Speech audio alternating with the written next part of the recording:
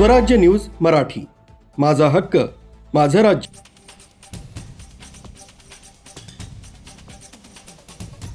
वाडा तालुक्यात पायरोसिस कंपन्यांमुळे होणाऱ्या गंभीर प्रदूषणाविरोधात स्थानिक रहिवासी गेल्या अनेक वर्षांपासून आंदोलन करीत आहेत.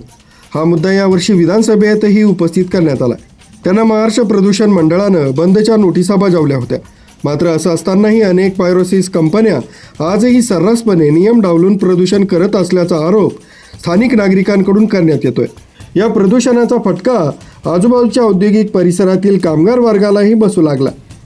वडवली ग्रामपंचायत हद्दीत कार्यरत असलेली सिद्धप्रिया पायरोसिस कंपनी प्रदूषण नियंत्रण मंडळाच्या नियमांचं उल्लंघन करीत असल्याचा आरोप होत आहे.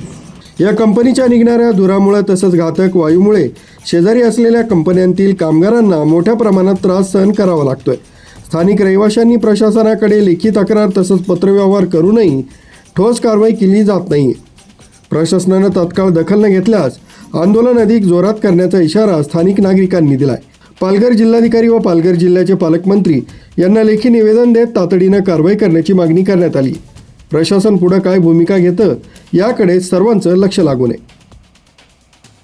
न्यूज ब्युरो, स्वराज्य न्यूज मराठी, पालघर.